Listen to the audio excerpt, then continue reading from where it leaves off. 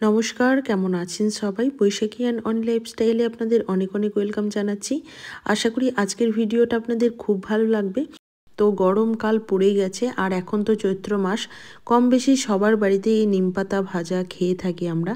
তো চলুন আজকে আমি সেটা আপনাদের বানিয়ে দেখাবো। আর আমি কিন্তু ছাদে চলে এসেছি, আমার বাড়ির পাশেই একটা গাছ আছে, তো ছাদ থেকে খুব সুন্দর নিমপাতাগুলো পাড়া যায়। আর নিমপাতাগুলো এখন একদমই কচি, তো চলুন কিছুটা নিমপাতা পেরে নিই। আর এগুলো গিয়ে রান্নাঘরে ধুয়ে ভালো করে একটু ক্লিন করে নেব। আর নিমপাতাতে তো বেগুন দিতেই হবে, একটা বেগুনের আমি অর্ধেকটা অংশ নিয়েছি, কারণ আমার বাড়ির সদস্য সংখ্যা একদমই কম।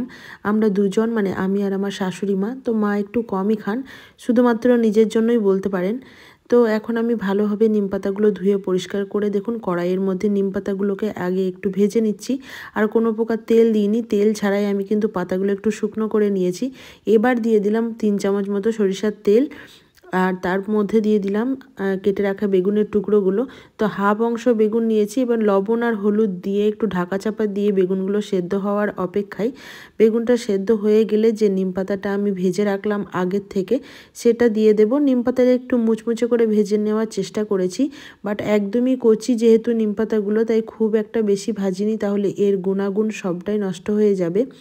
এবার নিমপাতাগুলো অ্যাড করে দিয়ে দেখুন খুব ভালোভাবে একটু নাড়িয়ে চাড়িয়ে ভেজে নিচ্ছি, একটু মুচমুচে করে ভেজে নেব। তারপরে ব্যাস কড়াই থেকে নামিয়ে পরিবেশন করে দেখাচ্ছি। আর নিমপাতা ভাজতে কিছুই লাগে না, সেরকম লবণ, হলুদ আর সামান্য তেল দিলেই কিন্তু হয়ে যায়। আর গরম ভাতের সাথে এটা খেতে দুর্দান্ত লাগে, আর এই সময় খাওয়াও কিন্তু খুব উপকার। আজকের ভিডিওটা কেমন লাগলো অবশ্যই কমেন্ট বক্সে জানাবেন।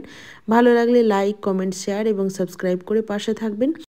আজকের মতো এই পর্যন্তই, দেখা হচ্ছে নেক্সট কোনো ভিডিওতে। টাটা।